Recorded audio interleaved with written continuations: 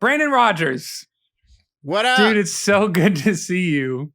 Clarky, I miss you, buddy. I've only seen you outside of the country, I feel like.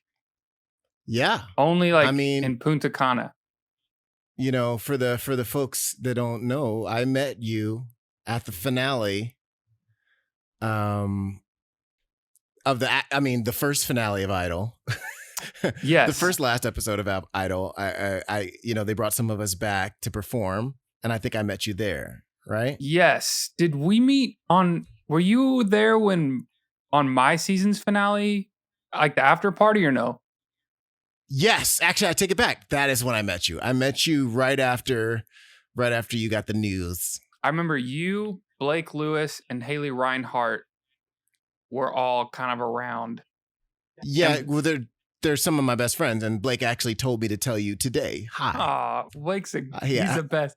My first impression of Blake was like this dude, besides my first impression as a fan of his from watching on Idol in the season. But when I saw him at the after party, I was like, this man is a lunatic. He's completely insane, and I love him so much. He's jumping around and dancing like a crazy man and just loving life. He's and my reserved, shy, also I just lost. Emotion was minutes prior. Right. And then I went to the party and there's Nick Fradiani's face on all the napkins and the plates and the TVs. Yeah. And I put my hand on your shoulder and I said something to the effect of, "You'll be fine." Yeah. Yes. I can't remember exactly what I said, but I knew I wanted to encourage you because I was I was rooting for you. Nothing against Nick, because he's actually, I feel like he's even gotten better over the years. Yeah. He's fantastic singer. But yeah, I was rooting for you, and when you didn't win, I was like, yeah, but he'll be fine. Yeah, yeah, that's what Harry Connick Jr. told me, kind of the same thing. Afterwards, he was like, he told me, he was like, I don't know if I should say exactly the words he said. He basically said, and Nick had this idea, I had this idea a lot. I think you probably thought this too. A lot of us all kind of agreed. The best possible outcome is what happened. The best, for all parties. The best outcome for Nick. Nick told me, he's like, listen, man, I'm getting old. I got to win. I got to get a record deal. He goes, you're young. Yeah. You can afford to disagree and to do other things and to find your own way. You have plenty of time to do that. He's like, I'm old. Yeah. I can't. And really, I'm about to take this and do what I have to do. Exactly. And it's true. I had the time after Idol, as it's been 5 years now. 13 for me. No, is that crazy for you? Yeah. 13 years. It's feels like yesterday and also a million years. Yep. Yeah, it feels that way too. Time does that. It's weird. You came in second, I came in 12th. Yeah. And we both have moments after we got voted off where judges said things I actually wish they would have said when I was on the show. Totally. Simon said some very, very, very nice stuff to me. He's like, you shouldn't be going home right now. You're one of the best, whatever. I hate repeating stuff like that. But he said all kinds of stuff about and I'm like, cool. That would have been nice to hear on the airwaves. Yeah. While before people were voting. But right. Whatever happens, I always say that whatever happens was supposed to happen because it did. Yeah. That's the way I look at everything. Yeah. Yeah. I love when they pull you aside, between you and me, I think you're the best. It's why is that got to be between you and me? Yeah. Just share your opinion. Share that with the world. Yeah. Come on. Jeez. Yeah, but anyway, I'm sorry. I think I interrupted you. No, I don't think you did. I think I was just saying that we kind of were all of the same mindset of what needed to happen for all parties happened. Mm-hmm. And I had the time. Harry was right. You were right. Nick was right. And I knew it deep down, but it's the sting of losing and the rejection of that. Wasn't necessarily rejection. It was losing a competition that was based on a skill that I felt like I was supposed to win. Right. and No, and just losing. You know what I mean? Like, but he was right. I had the yeah. time, and we're all right. 5 years since that, I've been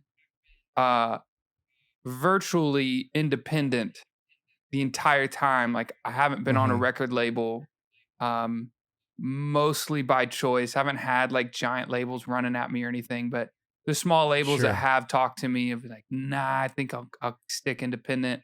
I've had great management. But for the first 3 years after Idol, I was just completely independent. But I was young enough and like, it's okay. Like, I could go out and sputter and spin my wheels for 3 or 4 years. And then after that, I was 25. You know what I mean? It's like, Right. it's no big deal. But I think everything You're happened so like it should. young. Oh my I know. God. I just turned 28. Wow. Just turned 28 so a old. week So ago. old, Clark. Closer to 30. 30's starting to, the 30's going to be a weird moment for me. Yeah, I'm past 30. I can't, you still like look I'm past and 35. seem Yeah. like you're 20 in your 20s. I appreciate that. But, I was sort of I did not win, but I was sort of in Nick's position when I was on the show. I only went on the show. You see I don't know if you can see that plaque in the wall. That's from Christina Aguilera. That was a big tour I was on. I used to be a background singer. So I used to do tours. And I only auditioned because it was the last year I could. Yeah, got you. I wasn't a huge, I mean, I can't say I wasn't, no, I wasn't a fan of the show. I wasn't, for no reason. I just didn't watch it. I wasn't a huge fan of the show, and my parents were, and both of them independently and collectively told me, well, what do you have to lose? It's you're 28 now. It's your last year to audition. Mm-hmm. So I did. And I got through and I did well, and it would have been nice if I'd gone further, but I'm good. Yeah. I'm good. Life happens how it happens, and you just kind of got to roll with the punches, whatever happens, and keep it pushing and keep driving towards something. Yeah. The reality is like American Idol changes so many lives for the better musically. I speak for myself. Like, people are like, so like, were you doing music professionally before this? And I was like, kind of. I was a street performer. I was making money. It's like, but people got to understand, like, before Idol, I was playing on the street corner because I couldn't play in a bar. Most people were like, man, I've just been playing bars, 4 hours a night, playing a bar, getting tips. And it's like Hotel Cafe. That's what I used to do in LA, just doing shows. And I was like, I went to all of the bars, all of the coffee shops, and, sent like 40 or 50 emails out, went in person to every bar I could, had CDs, did the whole thing, even had my guitar and offered to sing for them right there in the restaurant. Cause I was convinced, like, I know I'm just some random kid asking you this, but if you just hear me, like, you'll let me sing. Like, I was convinced of that, and no one would even give me a shot. So what was so appealing about American Idol is at least they'd hear me first. They could tell me no, and I wouldn't mind, but at least they'd hear me, then tell me no. Instead of just like, the worst.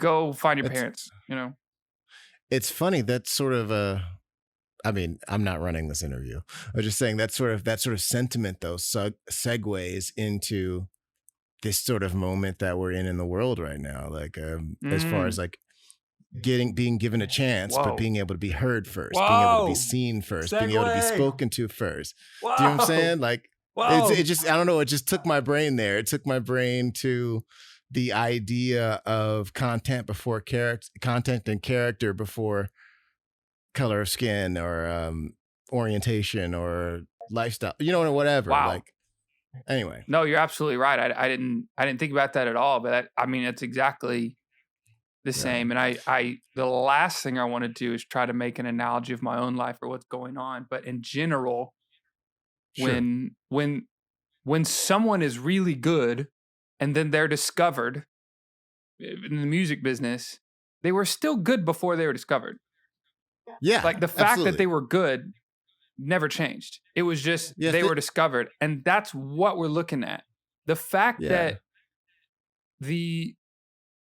it's been described, I think, accurately as a modern day lynching. The fact that George Floyd was killed in broad daylight and videotaped so clearly that there was no other alternative story that could have no ambiguity, none. Absolutely. Because of that, now it sparked this outrage. It sparked this outrage, but just because it was filmed doesn't mean it's a new issue, right? Mm-hmm. And I think we're aware of that. We as in like white people, I mean, just in general, especially people I've grown up around, like white, conservative, Southern people, like we're aware that this has been going on. And that's what hits me hard. And a lot of my friends in the white community hardest is like, we're not going, oh, look, an issue. We're going, oh my gosh, they've been crying for justice for decades. And it took this. Yeah, and it's still not done. And I think it's on my mind. And come on, segue. This segue was so clean because I literally just came home from a protest. My first one, actually, of this situation, because I'm a cop's kid. My dad was always very protective of me, and so I'm always been kind of nervous around huge groups like that. Like it makes me feel uncomfortable to be in like a protest, like even if I agree with every word that's going on. So I just couldn't get myself to do it. And then last night, I don't know if you saw my post, or last night I came across a picture of like these people doing the quote unquote George Floyd challenge. And it was, of course it's white kids, because it's no offense to white kids, but of course it's white kids. They were basically taking a picture, grinning and laughing of each other, kneeling on people's necks. And there was such an inhumanity about it. I literally broke down into tears sitting in my living room, because I was just like, I just was like, what? What did I do? Like I know it's not about me, and I'm not centralizing it in myself, but there was something so dehumanizing about them gleefully recreating this, that it just was, I was like, where have we gone wrong? Where has, these are young people. This is supposed to be a generational thing that as each generation comes up, they're a little more enlightened than the one that comes before. And that's sort of the arc of the way I think these things are supposed to progress. But that it broke my heart into a million pieces. So when my friend asked me today if I wanted to go to a protest, I said yes. Cause I was like, you know what? It may not be comfortable for me, but it means something to be, a warm body at these protests. I mean, the vast majority of them are peaceful. Yeah. That's my understanding. But, the loud ones get the most attention. Sure. The more violent ones. Man. But I have so many thoughts. I think that's terrible and terrifying. I think the only goal, maybe I'm wrong, but I think the only goal of these white kids were to just spark crazy outrage, kind of like the troll culture. Like, what can I say or do to make people lose their minds? And they're just insensitive and they don't care. I think that's the only thing that they're trying to do. But oh my gosh, that's unbelievable. Yeah. It makes me think, I understand that one of my friends tried to talk me down a little bit by telling me, it's just it's not real. It's something they did just to get outrage. I'm like, but they did it. It exists. So whether they did it to create outrage, or whether it's an honest to goodness movement, I don't think it is, or a real challenge. But the fact that it was done, it exists in real life. I'm not imagining this picture. These are 6 different people and someone else taking the picture. What breaks my heart is not just the image itself, but the comfort with which they felt the ability to do that. The fact that they have existed in their life in a way that's so divorced from giving humanity to Black people, that they could do that. That the person could take that picture, that could take the video of them doing that and say, that's funny, great video. The fact, you know what I mean? This extends past them to their group around them. Yeah. You know what I'm saying? Yep. And that's heartbreaking. And it's just sort of, it's sort of an example of why people fight, why protests escalate into rioting, not looting. I separate the two because I don't agree with any kind of violence. Full stop. With that said, riots are generally the result of rage. Yep. Looting is generally the result of opportunism. Yeah. Do you know what I'm saying? So if you want to get people to riot, you go to a peaceful protest and you shoot them with gas and rubber bullets. That's how you get people to riot. You want people to loot? You can't make people loot. Just people who have a propensity towards looting or taking what they need. Or it's not like the looting in, say,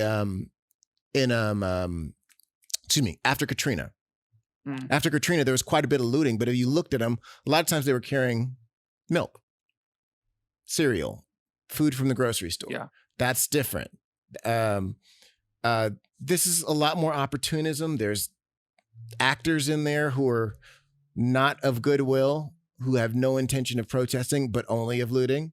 Yeah. That's not what it's about. But I'm back to the focus of what I was talking about. The rioting, the loot, that happens with the absence of being heard. This isn't about George. It's not just about George. This is about every hashtag and every unknown hashtag. If people do this and had got caught on video, how many times do you think it's been done that it wasn't caught on video? Yep. Like infinite times. Because it's honestly, you know, I have to slow the way I speak sometimes because I can feel like emotion coming up. Mm-hmm. Because it's just exhausting. It's exhausting living my life and doing almost everything I do. And I'm saying, when I say me, I speak as a Black person, not for all Black people, but I know a lot of Black people go through this same thing. I spend a lot of my life walking for white comfort. There's a thing called, I had 2 conversations about it today. There's a thing called code switching, where you speak one way with your family and friends and you speak one way for work, or one way when you're around one group of people and one way when you're around another. Mm-hmm. And a lot of times Black people refer to it as their work voice or their white voice. And that is just a microcosm of what we have to do to operate, to blend in as much as possible, as much as we can, because we can only blend in so much. But just carrying little stuff like that is, I'm filibustering right now. I'm so sorry. No, this is really good. Carrying that load is heavy. And you don't realize it's heavy until you put it down for a second. You don't realize how much of my life, how much of my existence is spent making sure people feel comfortable. Me getting pulled over and changing the station. Wow.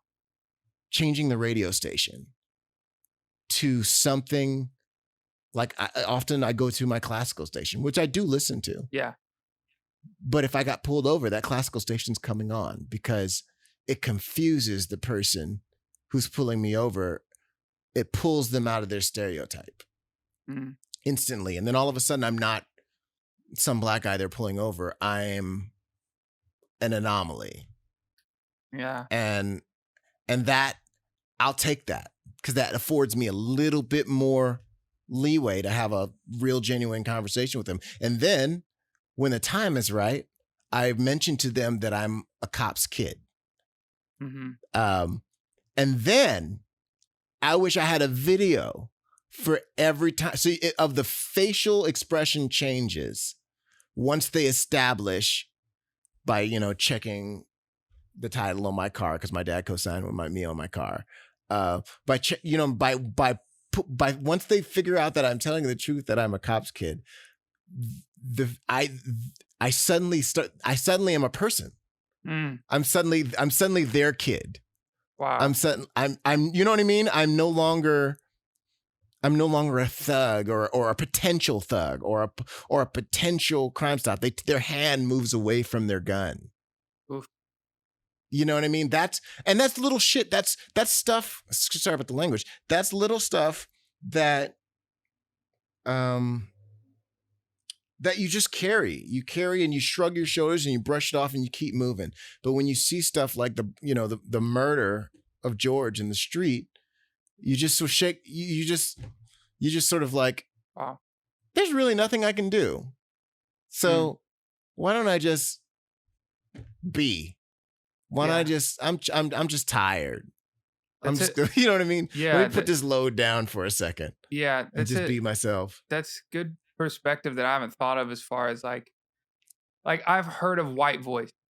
Like you get on the phone and I've like laughed about it and we all make jokes about like all of my friends, like black, white, Hispanic, Asian, like my white friends will say, I got to put my white voice on. Like it's like a joke that we've all talked about as funny and as legitimate, but I've never, that's why it's embarrassing to me that I've never really, because we're laughing about it all together, I've never really really understood that there is an entire persona that, and correct me if I'm wrong, but it seems there is an entire persona that Black Americans have to put on while they live in their own country to just get by and survive without being victims of racism. Correct. Like an entire persona. You nailed it. That's it. I mean, when you said like putting classical music on and using white voice like over the phone and like all this stuff, like why, I think the main thing that makes me so frustrated with myself and my community is why in God's name has it taken me, I'll speak just for myself, why in God's name has it taken me this long to see the serious issue? I've always seen the stereotype. Like in other, I've always seen like growing up in the South, like I've always seen my friend's mom says some stuff and I'm like, that's a little racist. Yeah. Like I've noticed the stereotype that people hold towards Black people, but I've never seen the lethality of it or I've never acknowledged it. Like I've never acknowledged like, that's a problem that can expand into what we saw with George Floyd. Not can, but does. And like you said, not just George, the countless times that kind of killing has happened and there weren't video cameras out or the cop made it more secluded where I remember there's a video, I don't want to get his name wrong. I think it's Terrence Crutcher was killed in Oklahoma. It's hard to keep up with the hashtags, but that feels right because that's and actually that was a little insensitive for me to say because it's not a hashtag, it's a person. Sure, but I can't remember their name because they keep coming. Yeah, absolutely, and that's sidebar. Yeah. Sean King is someone that I'm like listening to a lot and watching just for updates. Sure. And he said that they had to reuse a hashtag because that first name was already used before for another cop killing. Like that's how frequent it's getting because they have to use a different hashtag because that hashtag was already used. And you just talk to your point. Yes. Terrence Crutcher. We know, I was just sorry to interject. We know like through scientific study and just through anecdotal existence, right?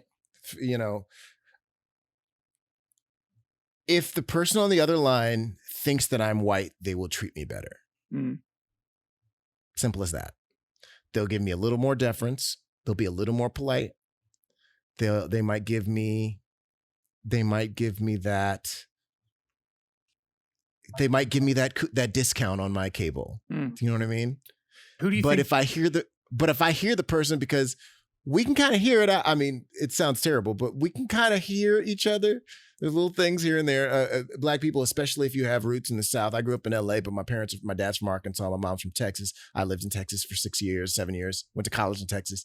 So you hear little things here and there. And if we both figure out on the phone that we're both talking to Black people, The whole, if they, when they say these call may be monitored, if they played back some of those conversations when the two people on the phone realize they're both black, it's like you can feel the weight leave the conversation, and all of a sudden we're like, okay, you're like, girl, what you gonna do? Like, can you help me out? Like, can I get, like, I'm this discount, y'all acting crazy, like, you know what I'm saying? It's just a little. It's little, I'm not even thinking about it. It's not like I'm putting on a thing. It's like it literally is like a switch. It's happened since I was a child. My parents taught me about it, Yeah. And it's unfortunate and it's sad that I have to do it, but I don't feel bad about it one bit, because we all have to do what we have to do to exist and survive in this world. That's such an unfortunate and unbelievable reality that here's the problem, though, that I keep pointing the finger back at myself, but like what you just said, like if you were to tell me that like a year ago, like you would have probably told that story at the Mexican restaurant in Hard Rock Hotel, Punta Cana, and we would have all started to laugh. And like, that would have been funny. And I think it's funny to you. But today, when you tell me that, I like get sick to my stomach, because now I see it through an entirely different lens. The fact that that black people in general in America have to disguise their voice so that they are more likely to be treated fairly over the phone makes me want to vomit. And you know what? What's also sad is that I would have laughed too. I would have felt it differently inside, but I would have laughed so as to not make it a thing. I know. Because that's another thing, talking about race is exhausting for black people. And it's exhausting for black people because we know how instantly exhausting it is for white people. Is in, like, you bring up race and their eyes roll back and they tend to get, the term white fragility, it sounds like an insult, but it's like it's a description. It's a description of the racist. I'm not racist. Like, I have this, I do this and this for the community. If you want to talk about that, you can go straight to Amy Cooper. You can go straight to the woman who was told by the, I forget his name, also last name Cooper, no relation, but who was out birding, and he saw the woman's dog off the leash in a bird sanctuary and said, "Could you please put your dog on the leash?" She's a liberal. She's a liberal. She's an ally. She donates to causes. She considers herself a friend to minorities, and without missing a beat, she knew the power of saying, well, I'll call the police and tell them an African-American man is assaulting me and my dog. Yep. And he said, please do. And he called her bluff, but she knew implicitly that could be taken akin to a death threat. Yeah. To him. Do you know what I'm saying? By him. He could have. Yeah. She knew the impact of those words. She went straight to it. And that is a perfect example of white privilege, of how, and internalized racism. You want to be an ally. People want to be allies, but she knew in that second, like, without even thinking. It was a reflex. Yeah. You know what I mean? That's where we are. I can talk about this all day because I'm fired up about it. One more thing before I let somebody else talk. Please go. I heard something that I've been repeating to everyone who will listen. I forget. I think it might be Elijah Cummings. I'm not sure who. Which is it? Some politician, a black politician, who said racism in America in 2020 is like dust. You don't see it, but if you shine a light on it, you realize that it's everywhere. Shoof. That's good. You know what I mean? Just it's little now, and that's why our reactions to it sometimes go ignored or unanswered or unlistened. We're told we're playing some magical race card. It's like, what do you mean race card? Yeah. That's going back to when you said, I know, when you said, it's, you would have laughed in that moment because, and also partly like not to make it a thing because talking about racial issues is exhausting, and it's exhausting for white people because typically as soon as the black person says, well, it's because of race and da da da, the white person, like you said, goes like, oh my gosh, here we go. Do you think that is? Here we go. Do you think? That's the. Do you think that's shifting now? As far as, do you think when you bring up race, like racial issues, like do you think the white fragility? Do you think we're shifting at all? I sure as hell hope so. I don't know. I do know that what I do know is that a lot of dear friends of mine, a lot of people who I've always considered allies, are stepping up in a way that is unexpected and full throated, and I appreciate that. I think we also have to be careful of performative allies, Sure. Performative alliances. People out there because it's the thing to do right now. Sure. Got to get those likes. Get a picture of me. Yeah, give me a picture of me on the picket line with holding up a sign, and I'll post it, and it'll get 1,000 likes. Yay! And then run away as soon as the camera's down. Yeah, if that's what you're there for, great. Or another thing, like some of these people, to circle back to some of the looters and burning stuff and stuff, we know how that looks. At least a lot of the people who are really involved in the protests, which I can't say that that's me. I support the protests, but I'm not going to pretend to be like, on the front lines all the time. But the people who are on the front lines, they know that it's going to look bad if people get out of hand and start rioting and burning stuff and looting and stuff like that. But you have allies, and a lot of them are white. And there's video of this, and that's nothing. And we love your alliance. Thank you for that. However, they're taking their privilege to the next level, which is, you don't have this privilege, but I have this privilege, so I'm going to throw a brick through this window. Wow. For you. Like, and there's several videos of, for instance, I saw one the other day of a white woman spray painting on the wall, and 2 black protesters are like, "Why are you doing that? We didn't ask you to do that." Yep. And they're writing Black Lives Matter and George Floyd on the side of a wall, and they're like, don't do that, because we know historically it's going to fall on us. Yep. We're going to get blamed for it. I've seen it in threads. I've seen it me too. In politics threads. I've seen it. These animals are out there acting crazy. One woman said, this they're acting like animals, like they are. Oof. And my response, of course, because I didn't want to get into it, was, quote, animals as they are. Interesting. Noted. That was my response. Yeah. And then she replied, she was like, it has nothing to do with race. And it's like, okay, lady, you can say that. You can't use terms like savage and animal. This is 2020. You're not an idiot.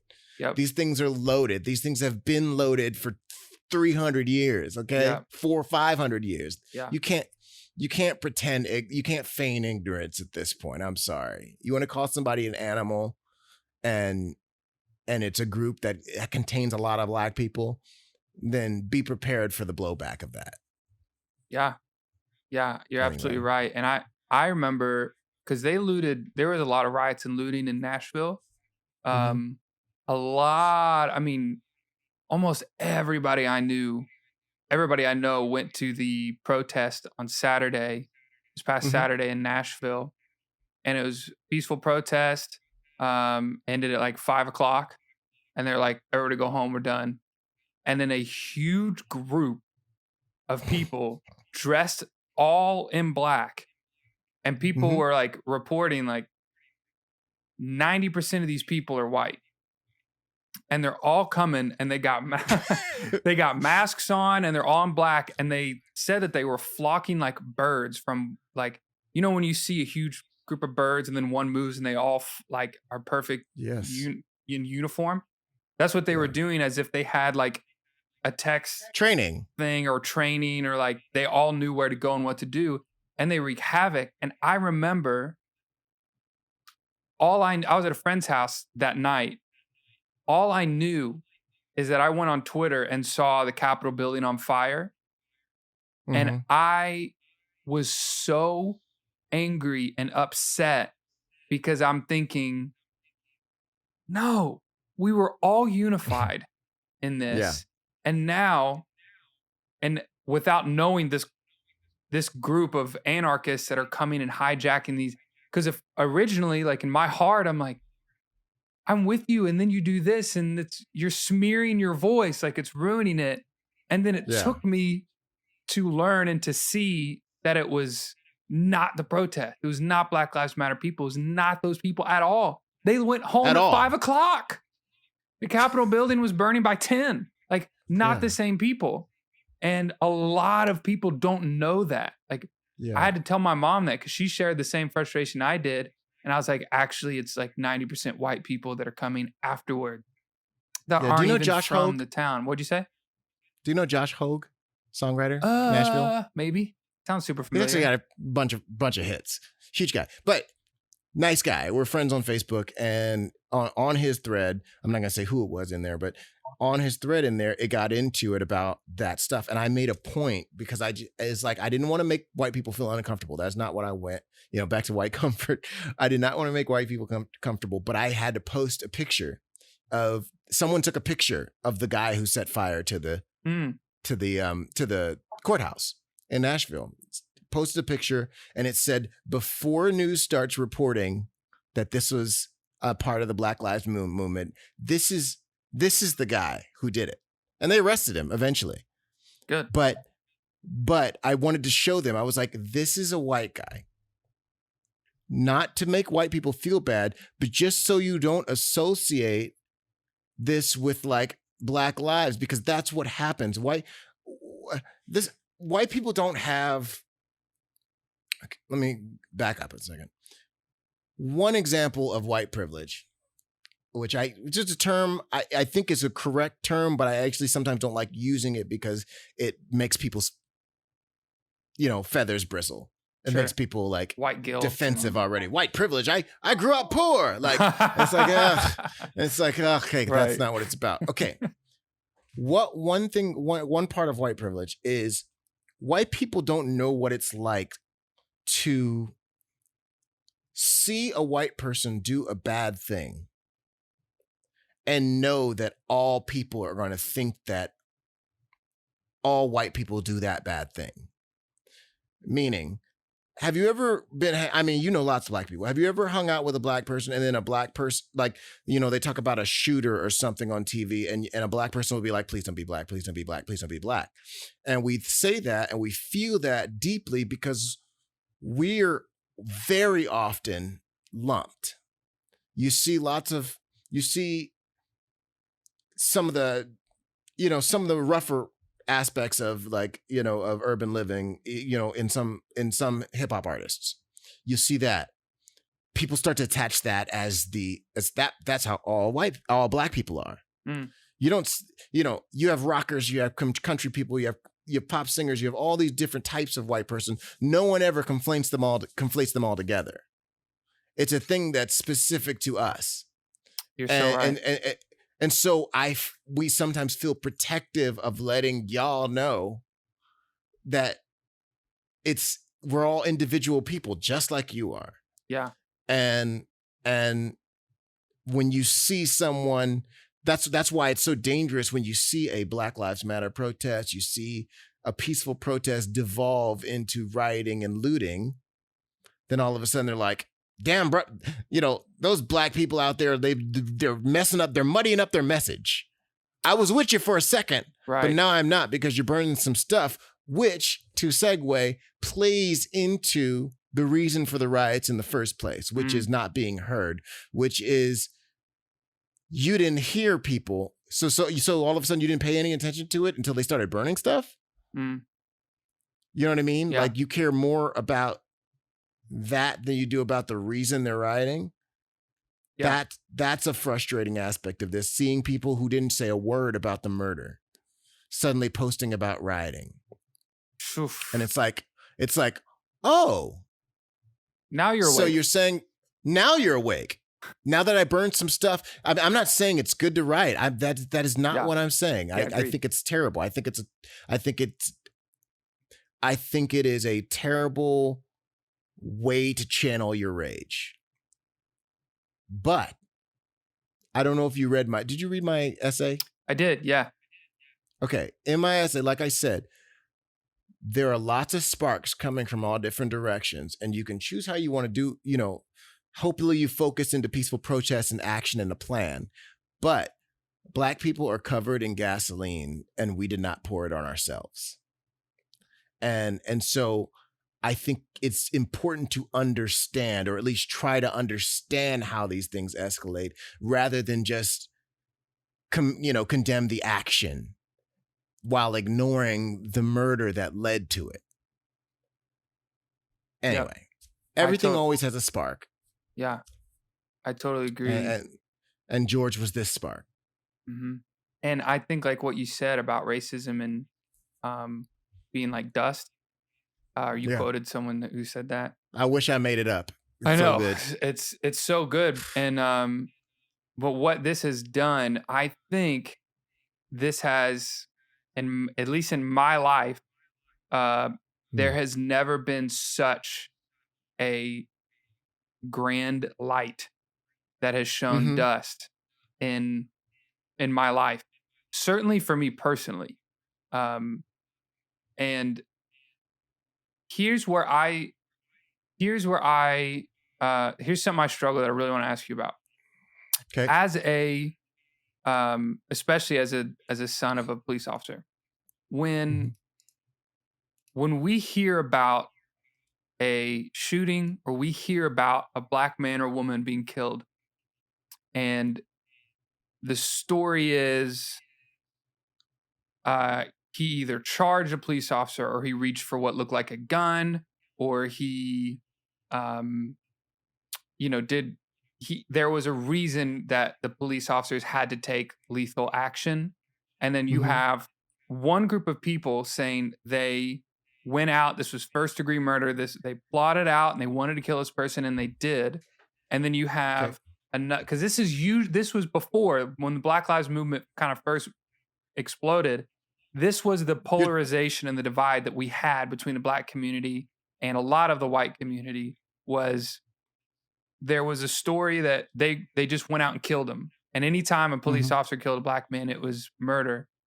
And then the white community was going, well, no, it's hard to be a police officer, and they need to use force sometimes. They got to protect themselves. And he did have a gun, or he just robbed a store. And sometimes I struggle in, do I look for the facts of each situation before I label a police officer a murderer? Or do I, like, what do I do in those situations?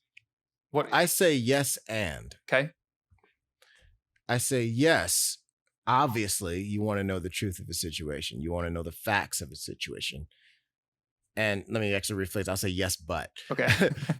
But yes, you want to know the facts, but the police are afforded a benefit of the doubt that Black people are not. Totally. And I'm trying to find the right words. Because like I said, my dad is a cop. I believe I believe police officers are necessary. I believe they have to be given an immense amount of power to apply the law, to do what they do, to enforce the law. That's their job. However, like Spider-Man's Uncle Ben said, with great power comes great responsibility. And the police officers can't expect more from the person they're arresting, who has not been trained in de-escalation techniques and self-defense and who has not been highly trained. They can't expect more from them than is expected of them, of the officer. Let me see if I can say that clearer. The police the police officer can't expect to behave. He can't expect the person he's arresting to have as much restraint as he does as an officer. Totally. He's the one who's been trained to talk down a situation. He's been the one who's been trained how to apprehend a suspect. The other person, whether they're guilty or innocent, is scared. And when you're scared, when they say stop resisting, and they tase them or they shoot them or they knee them or they punch them, stop resisting. At one point in time, are you just supposed to let something happen to you that you think is killing you? You're in a chokehold by a police officer, but you're not standing still. Stop resisting. Stop resisting. Well, you're killing me. What am I supposed to be doing now? Am I supposed to let you? You know what I mean? Like it seems it's difficult. I don't know. It's complicated. I just think that police are the ones who have to maintain a level head. Humans gonna human, civilians gonna civilian. They're just gonna be wherever they are in their lives. That's what they're gonna be. But the police officer is trained for this, and it should be very rare that they have to use lethal force. Yeah, and especially if the person doesn't have a weapon. Like, I can't keep up with the names, but so many of these hashtags, these people, these human beings, did not have a weapon. If you can't figure out how to take someone down without a weapon, then should you be a police officer?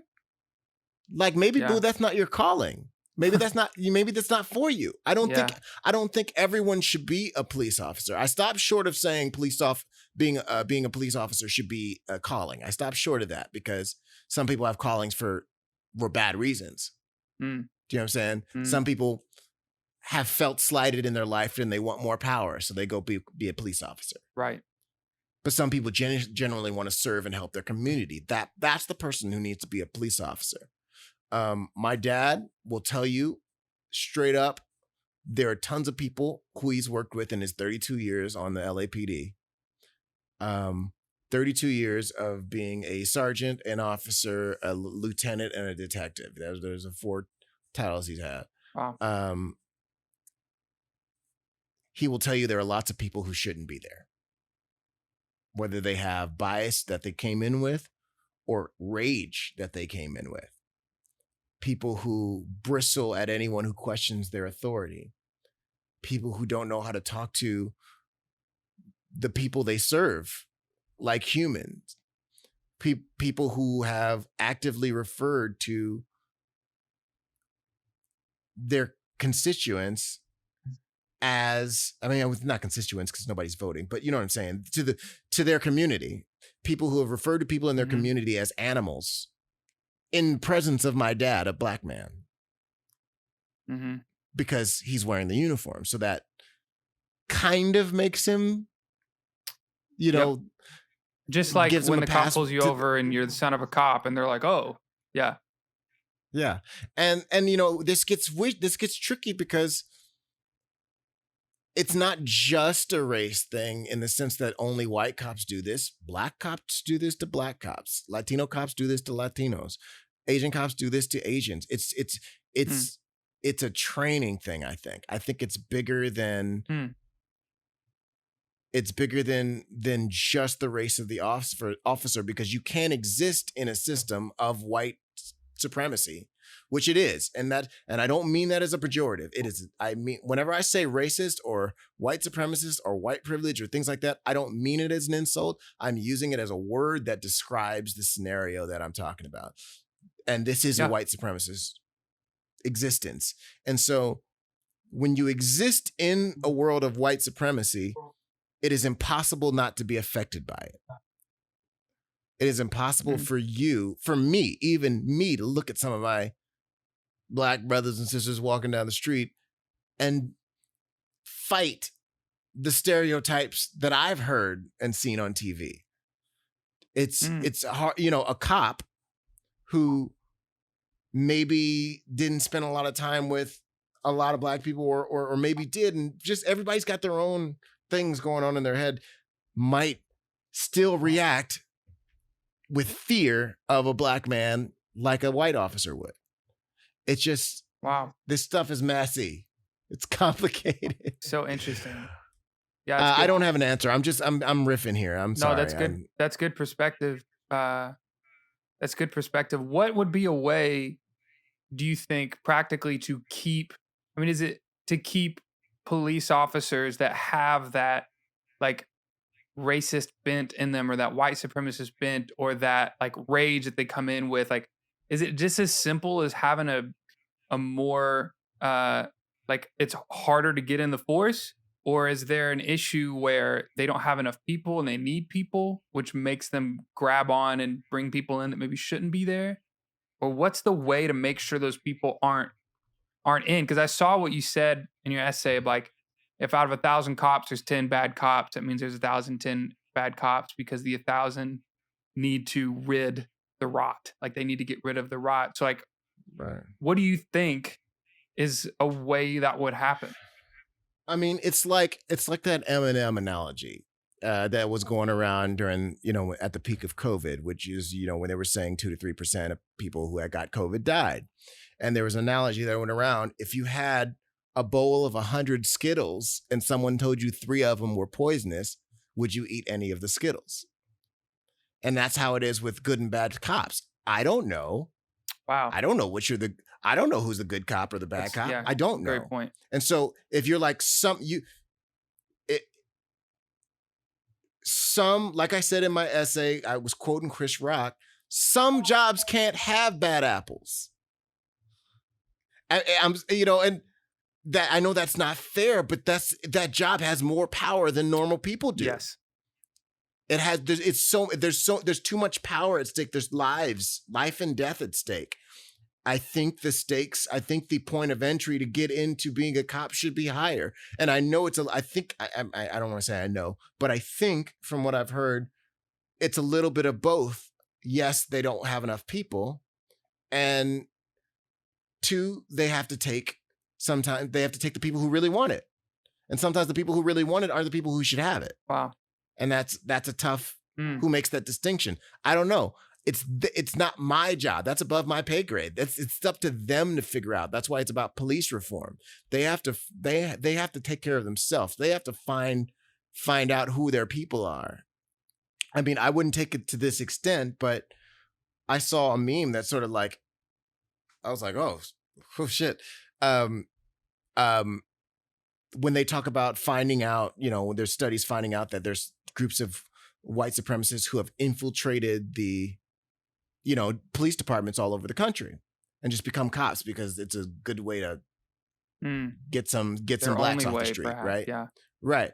And the meme was basically, you never find the police officers, you never find the white supremacists in the police department for the same reason you never see Miley Cyrus and Hannah Montana in the same room. Oh my God. Wow. Now, I wouldn't take it that far. I understand. But I was like, oh. Wow. Oh. And that's the kind of stuff that in the past would probably make the white person at the table roll their eyes and lean back. Yeah. Ugh. But logically, that has to be true. Like, just like you said, I don't think anyone literally thinks all cops are white supremacists. I don't think anybody. You take the farthest, like, left, deepest Black Lives Matter supporter. Like, I don't think anyone actually thinks all cops are bad. But there are white supremacist, racist people in existence somewhere in the country that you can't argue that. And logically that some of them have realized that the best way they can potentially operate in their racism all the way to a lethal force where they would have the benefit of the doubt as long as their body camera wasn't on is for them to be a police officer. I love how it's conveniently off quite a bit. Oof. I'm heated, bro. Yo, you and me both. I'm heated more. I've never been to a protest in my life. And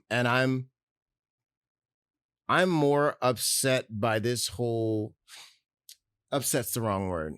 I've never felt my exhaustion more. And that has made me angry. Just it's so big now, and I think you combine that with us being cooped up for several months. You combine that with everybody, because so many people are out of work and so many things are closed and shut down. Everybody got time. Like, you want to have a protest? Cool. I ain't going to work today. Right. You know what I mean? You can get, that's why, I mean, there's protests in all 50 states.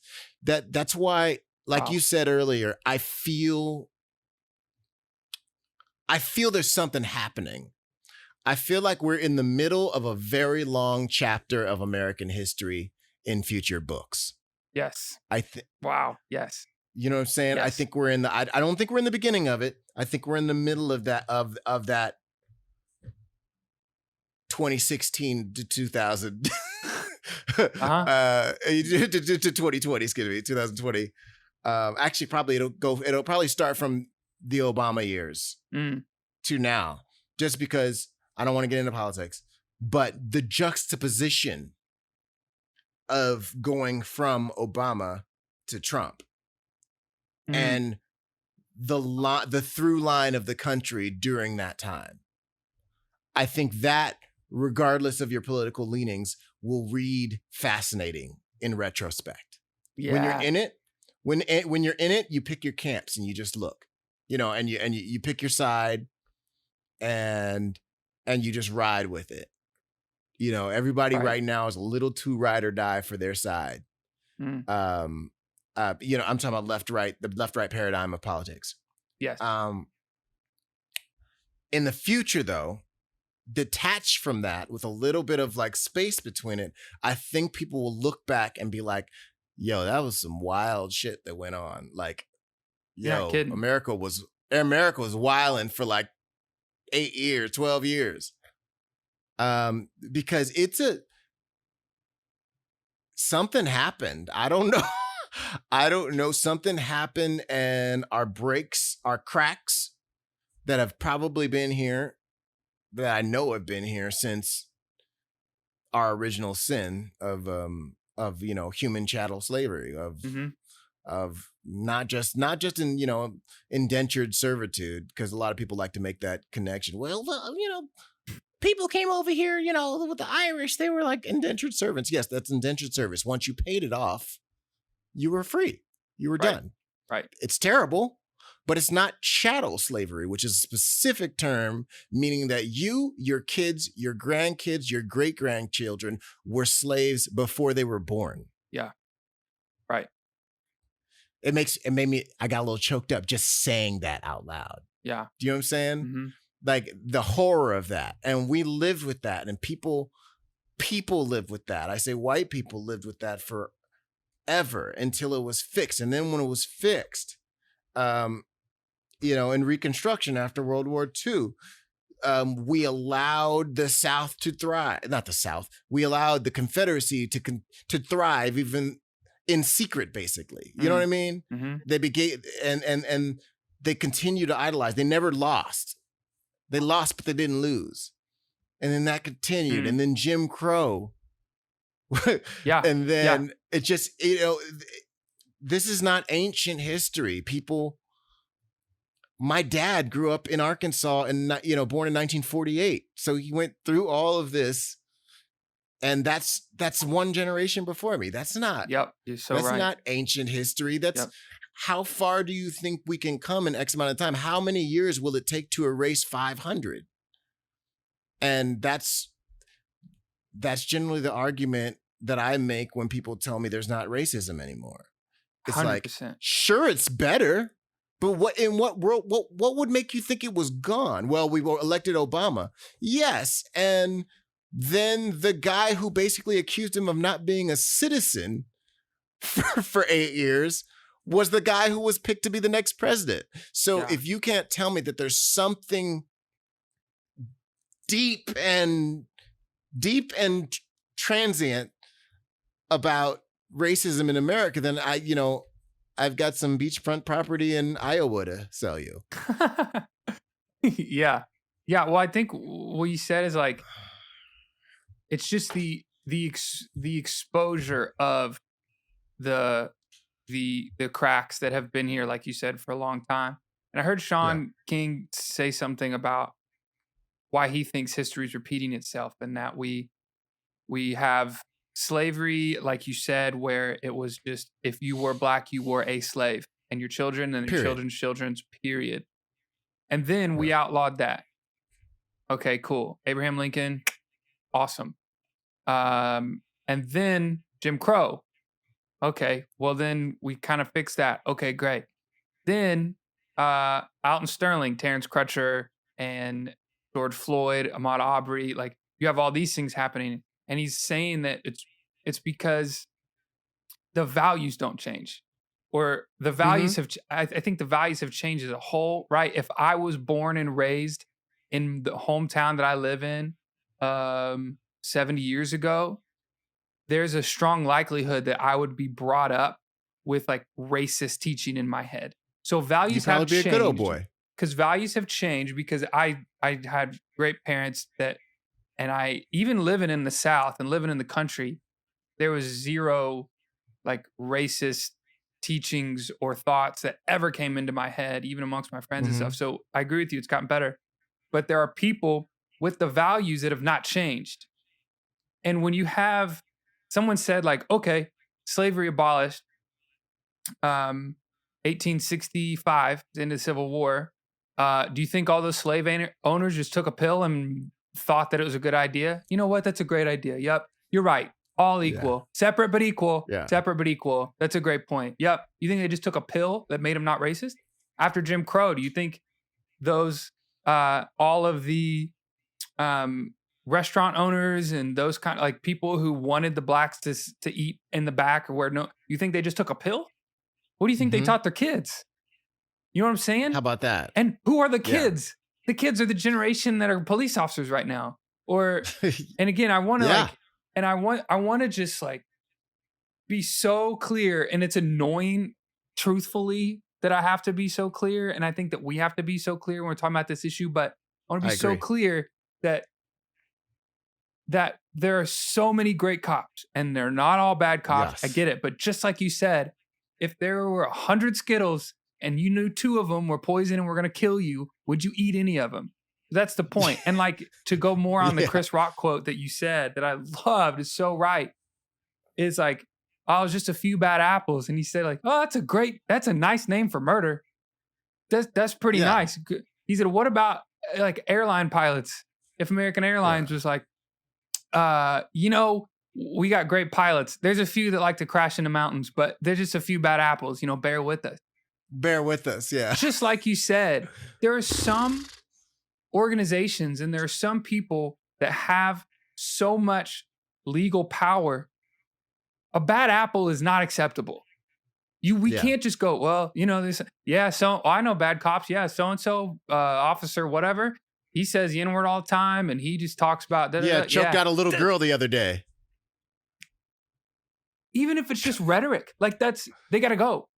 And I hope to God that after all of this has happened and this just upheaval of this tension has just totally exploded, I hope to God that there's going to be a higher standard for police officers in this issue, even in their rhetoric. We don't want to wait till the guy who like calls the black neighborhood animals and uses the N-word and says racial remarks. We don't want to wait till he acts in order to fire him. We don't want to wait that long. Like, hopefully there can be a higher standard to just get that guy out immediately. Listen, I want to, I'm pulling up my essay, which I wrote because a couple of people had asked me how I felt about everything. Yeah. And honestly, like I said, the exhaustion was heavy. Yep. And I was like, I want to write about this so I don't have to write about it ever again. Good. Which is why I sat, instead of doing a bunch of little posts about stuff, I tried to, distill everything I wanted to say in one. But I want to expand this a little farther than farther's for distance, further is for metaphorical. Okay. I want to expand this a little further. I love you so much. Go ahead. Okay. So I want to repeat something that I wrote down and I wanted to get it right, which was I said, until we close the gaps in achievement and unblock the boundaries of entry into society that create the conditions for the anger, hopelessness, and apathy that feeds the crime and poverty that leads to increased interactions with law enforcement, which exposes even the innocent to bad cops who have already made up their minds that they're dealing with animals, which leads to hashtags innumerable, which leads to the crises that we're all currently witnessing. We will be stuck in a loop. By that, I mean what America's real sin is, and don't get me wrong, I love, to quote James Baldwin, I love my country. I love it so much, I'm going to call it out on its bullshit.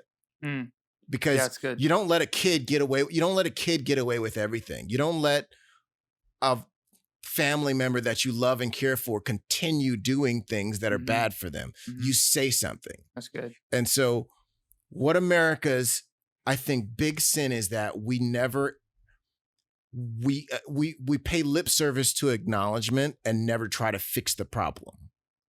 Like, for instance, I'm going to say, I hope it's not controversial. It shouldn't be. After the Holocaust, a lot of people got reparations. I'm not saying that we should get reparations. I'm just saying they got reparations, and Nazism basically became a crime in Germany because you fought a war, and that's how that's how it ended up, and it was an evil, festering blight on society, on the world, Nazism. And people who survive that are rightly and justifiably told to never forget. Right? Now, when we can trace issues with inequality and poverty back to generational wealth, going back to slavery, we're told, oh, that's years ago. That's so long ago. Just get over it, move forward, look forward, don't look back, don't look forward. But looking back is how we got here.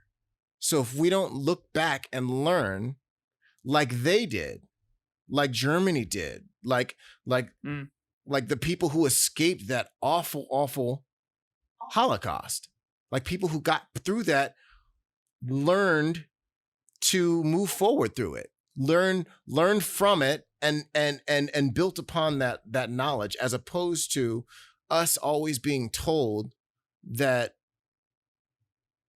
our past doesn't matter and that we just have to pull ourselves from our bootstraps, and we're to blame for our own poverty and all the issues that happen in the black community.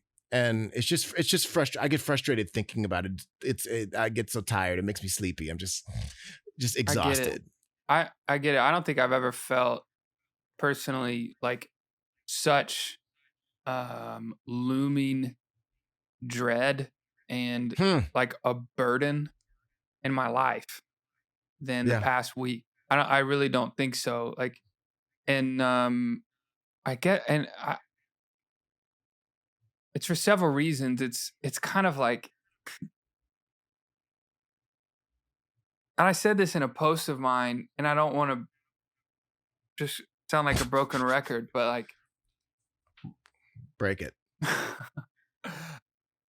I just can't believe it took this for me to see because I saw it, but I don't think I can't believe it took this for me to acknowledge the severity of not just police brutality, because I did see that and I acknowledged it, understood it, and saw that, but the lethality of the gentle racism of like black jokes, or if you were to say like, yeah, we have white voice and we laugh about it and we all talk about that, and like the gentle, like just remarks and jokes that we make, I was always convinced it's like, it's not that big of a deal. Like it's not really an issue.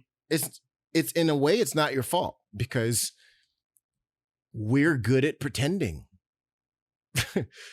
Black people exist in society. We live in the society. So we're good at internalizing and compartmentalizing the hurt that those little cuts create.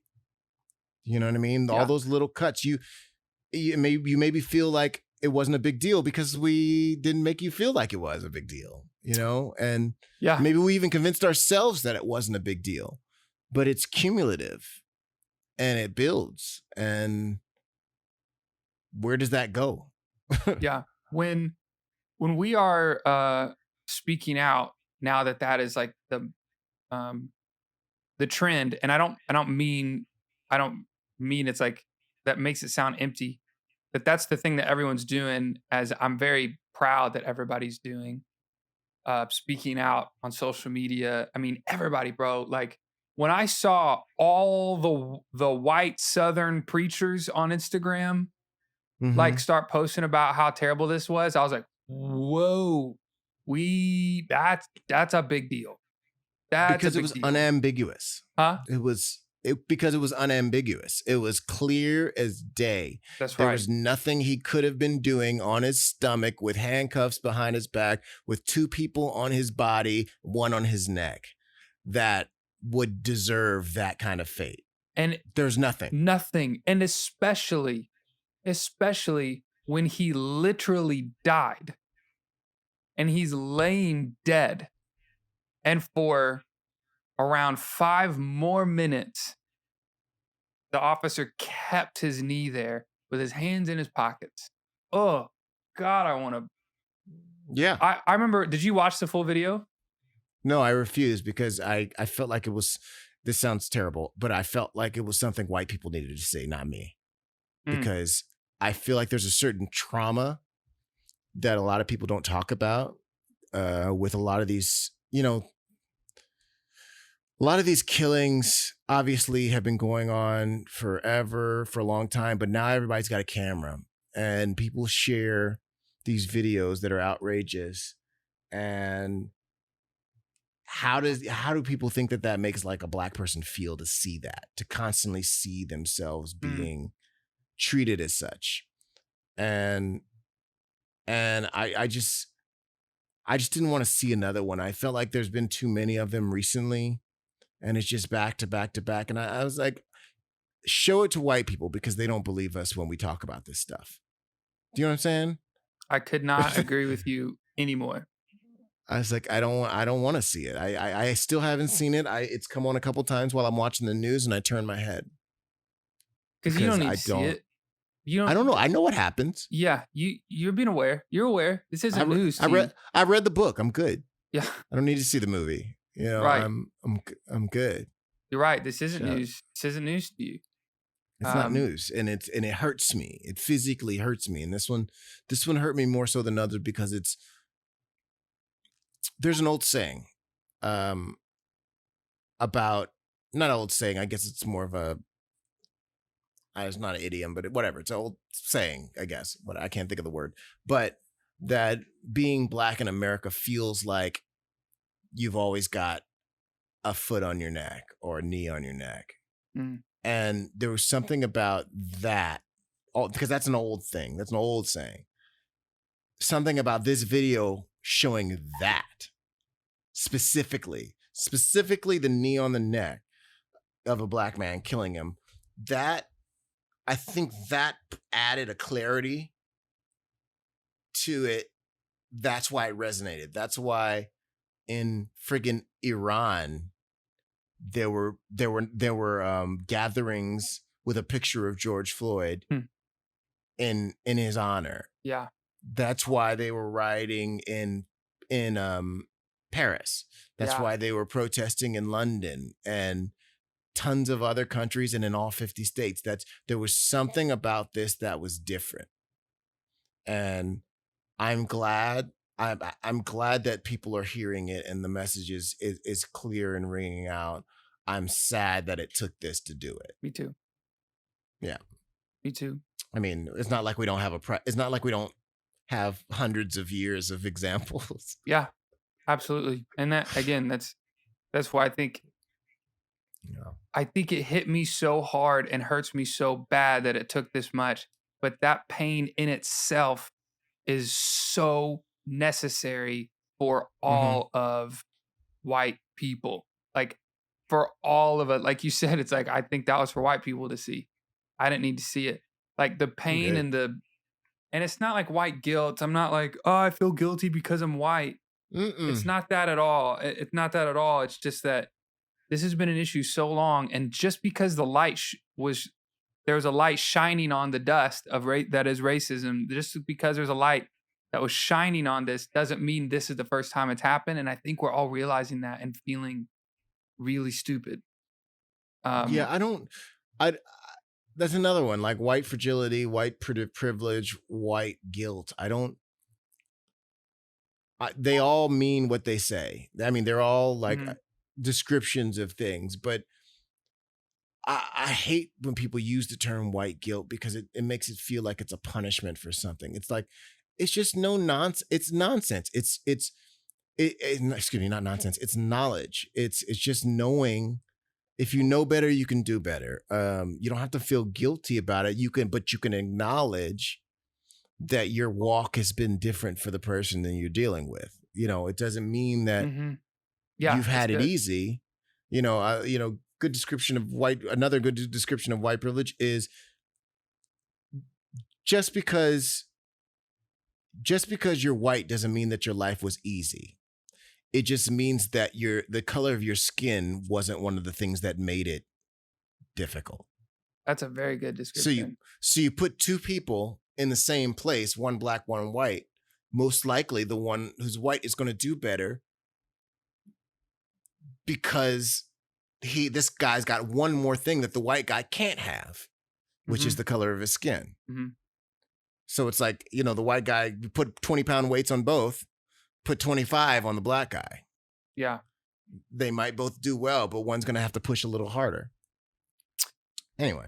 I think that's so reasonable, and I think that's really hard to argue against. I mean, I think when people argue against white privilege, and I have argued against it myself in the past years because I've seen it's like we have massive mobility in classes as far as the ability, whether you're black or white. But I've always because I've seen such great successful black people. So then I'm like, oh, we'll Mhm. see. There's no issue, which is so Yeah. stupid. God, so See? stupid. But See I've made that Oprah, argument. Obama, Chris Rock. Right. Look, there's tons of look at all, one argument, and I don't want to get into Colin Kaepernick, but one argument that I would hear a lot of like Southerners say, like white Southern people, conservative people, they would say that were against what was going on is like Colin Kaepernick saying that he's like he's being tormented by all these police officers as he goes off into his multi-million-dollar mansion. I'm like, you're not even listening to him. He's Yeah. obviously not And kneeling because he's being persecuted necessarily. It's because of it's and like, somehow because he's rich now, he forgot what being black in America feels like. or just like he's kneeling because like his black brothers and sisters are being murdered. Like that's why he's kneeling. He's not Yeah. kneeling because he feels oppressed in America. Like that's part of it, I think. But but anyway, I want to ask you a couple more questions, and then Okay. that's the time we have. What do you think will when do you think and what do you think it will take to stop the riots and protests? And I don't mean to say that like they need to stop, but what do you think needs to happen for them for the act of protests and rioting to stop? Okay. Someone else asked me this yesterday, actually. So I kind of have an answer, which is they're gonna end when they end. Um there's nobody there's no one who has the sort of moral authority to tell them to stop. Mm-hmm. Um Correct. Once again, don't want to get too deep on politics, but there was a window when our current president could have stepped up and said something that spoke to people. But for better or worse, I just don't think he's equipped with that particular set of skills. Okay. I just don't think he does. So with that said, there's nobody really who can talk them down. It's just going to have to calm down. The fact that they arrested all 4 officers now, just now, is key. I think that's a start. I think it starts to take some of the heat out of the protests, and I think the protests right now, it's already starting, are going to be. I'm hoping they're going to be a little less caustic. I think they're going to be much more peaceful.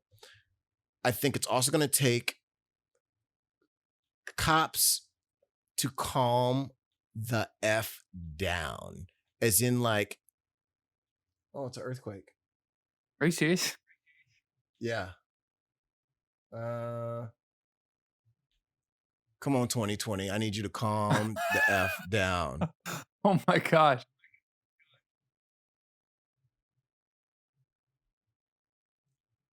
Still going. Things rattling. Yeah. Wow, really?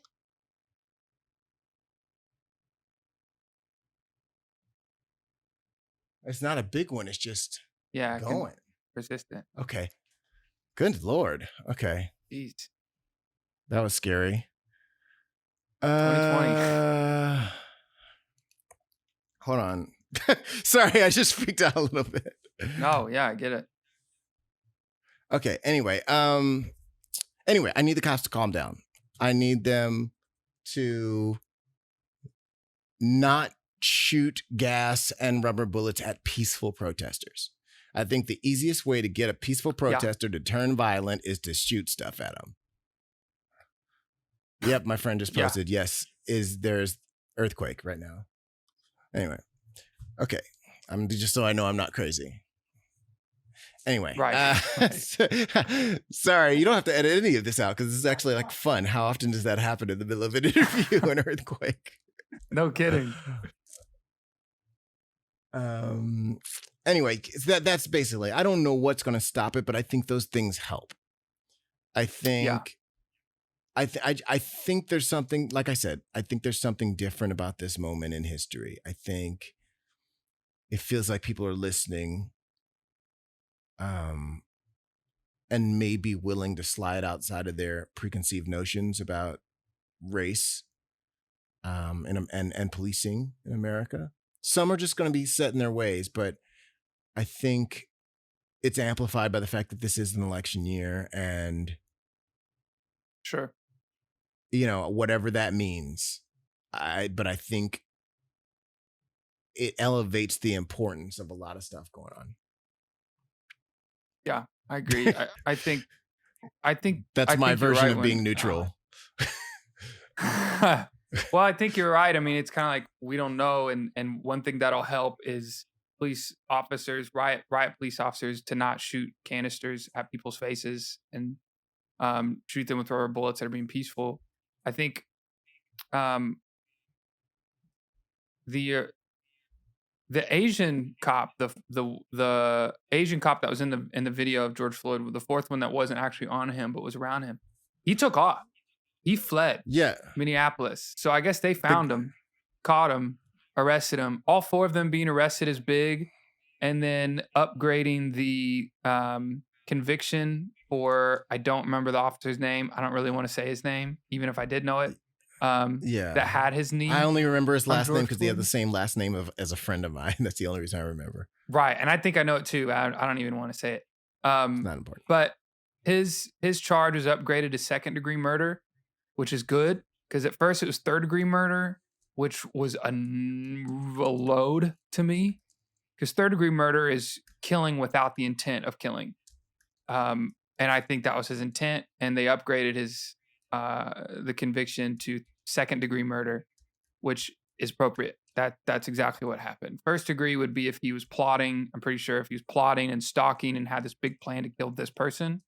2nd-degree is if he decided that he wanted to kill them and then did. And I think that's what happened. Other question I had. Yes, sir. What do you think was so offensive about the Blackout Tuesday and the black squares yesterday as we filmed this on June 3rd. June 2nd was Blackout Tuesday. Everybody posted black squares.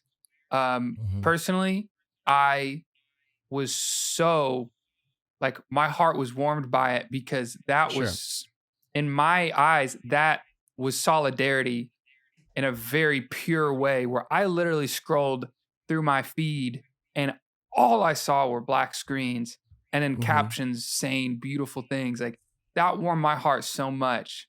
I was so surprised that I got more hate in the comments of my black square post, and then I had, my caption was something to the effect of, God heal our land and heal our hearts, all of us, including me. It starts with me, or something like that. Yeah. Okay. So yeah, I know what you're saying. Okay. First of all, let me preface this by saying my good friend Daniel Watts, you should follow him. But he was on the original Broadway cast of Hamilton. He's a Broadway guy. He's been in lots of TV shows and movies, and he's also a brilliant poet and rapper and spoken word artist. And he has this list, and I forget number 7 on the list was, Black people are not a monolith. They will say something that counters every single thing I say here, and they're not wrong. Because it's, everybody's got their own point of view. So what I wanted to say was, we are not a monolith. So what's a monolith? Of people found it. A monolith is one thing. A monolith, like a big block. Have you seen 2001: Space Odyssey? No, unfortunately, I feel stupid. Okay. No, the Washington Monument. Excuse me. Yeah, the Washington Monument, the big obelisk. Another big word. That obelisk is a monolith because it's one thing. It's just, all right. Okay. Yeah. We are not one thing. We're disparate point of views. So with that said, I did not find it offensive in the slightest, whereas some people really did. And I think I understand why, is because when you hashtag Black Lives Matter, that is where people go to find information about the next rally, about websites that have funding and what's the word I'm looking for? Donations and stuff like that. Where to funnel. It's basically your go-to to funnel things. Yeah. And I get that. And so during a time when there's a huge uptick of protests, blocking that and clogging that up with black screens could seem problematic. I get that, which is why when I was alerted of that, I changed mine on all my social media platforms to Black Tuesday. Yeah. Or Blackout Tuesday, excuse me. Yeah. And I think that should suffice for me. Some people that wasn't enough, but I thought I felt just like you. I thought it was a beautiful sign of solidarity. I've never seen so much. And there's another one where some of it may have been performative, or they felt like if they didn't do it, they would be called out on it. Sure. Fine. I'll take it. I'll take it. Totally. Yeah. Because what it did was it's showing everyone who disagrees with it that there is a huge amount of people who are like, no, this is a problem. We see you.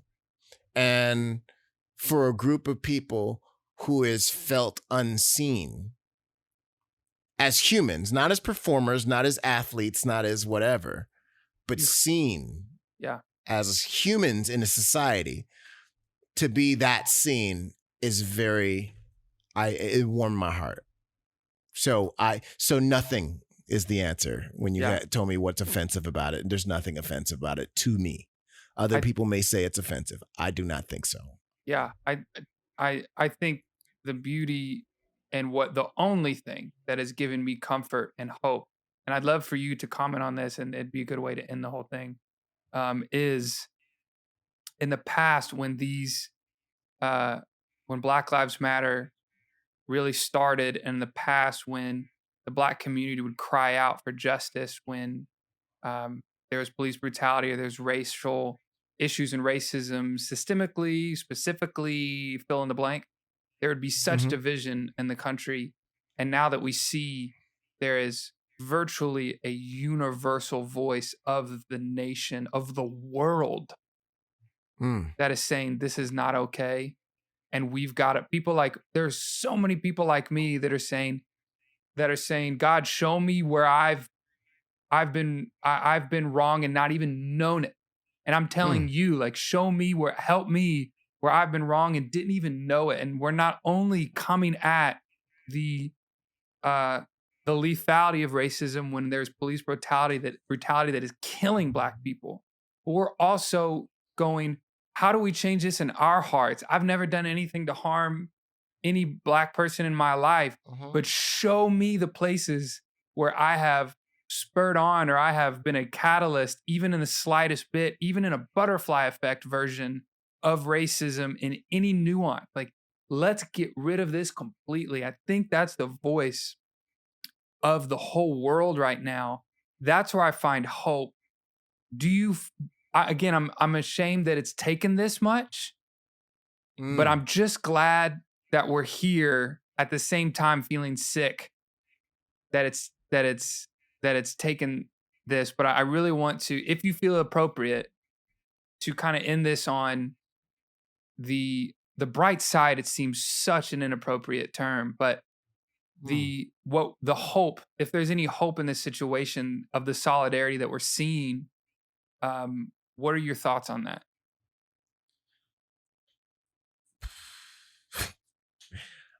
That's a tough one because I feel like we at in America are we're at a crossroads. We're at I'm not saying anything good or bad will happen, but I'm saying anything good or bad could happen. I'm hoping towards the good. I'm hoping that we're in a moment where everybody's listening to each other. Like, people are willing to have those conversations. People are willing to look at how their biases shape the world. And I think if we can do that, we can just get to a place where everybody can be their true selves with each other and not be judged for it. Yeah. You know what I mean? If, I understand if something's not for you, then it's not for you, but that doesn't mean that the person is bad. That doesn't mean, I think one of the, I don't want to be self-serving, but there's a line in a song that I wrote that says, your politics don't make me love you less. It makes no difference if you wearing pants or rocking dresses. And Black Lives Matter doesn't mean you matter less. This is the lesson. That's a line from one of my songs. And that, I think if everybody can just get around the fact that, hey, I'm just talking here. You're just talking here. We're talking to each other. We're learning about each other. And that's how you move forward, is not by isolating people, not by yelling. I'm not a big yeller. I don't yell. I'm a communicator. I want to talk to you. I want you to tell me what's going on with you. I want us to be honest with each other, because if you're not, then you're back where you started. You just have to talk to each other. I totally agree with you. And that's why I was really excited to have you on this podcast, because I've known you as such an intellectual and a thinker. We we probably disagree on a bunch of stuff. Whole lot of stuff. But I know that the love that I feel for you and the respect I feel for you is mutual. And I call you a friend. Absolutely. And someone I really respect and want to hear from. And I think that's a big thing that's going on right now is we're all listening to each other, like you said. So thanks for being on here. I love you with all my heart. We'll have to see each other while we're actually in the United States instead of wait till next time we're out of the country together. But you be good, be safe, man. I love you. Let me know if you need anything. Yeah, I love you too, man. Thank you so much for having me. It was a pleasure having this talk. I know it was a long one, and I know I can run off at the mouth, but I thank you for having me.